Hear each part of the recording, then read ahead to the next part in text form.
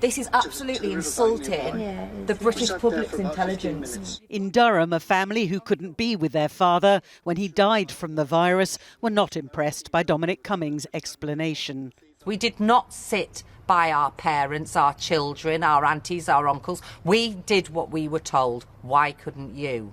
Sorry, no excuse. The worst part for me is it's the deceit. It's the fact that he's come out live, read from a script, stuttered through his answers, and not what he's been given chance after chance to apologise for his actions, and he hasn't. All he's done is tried to cover up instead of saying sorry.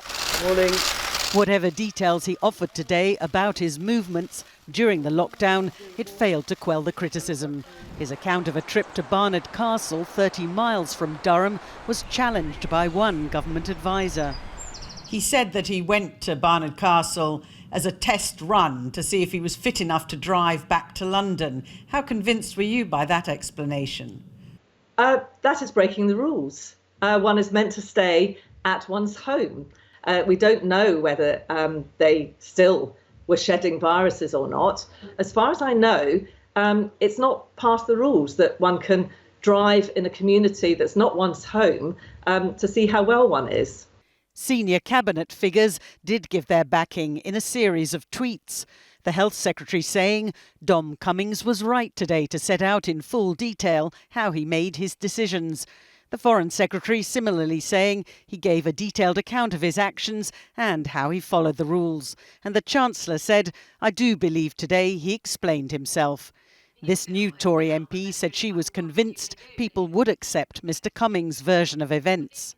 I think that people do understand that, and there has been nuance the whole way along, which people have necessarily had to deal with because people's lives are complicated. So I don't think this in any way undermines the public health advice.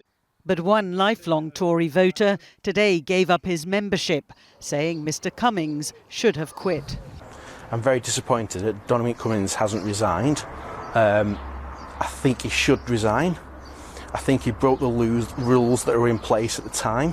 For now, it remains to be seen whether others are won over, or if that trip to Barnard Castle will become Mr Cummings' political epitaph. Libby Vina, ITV News.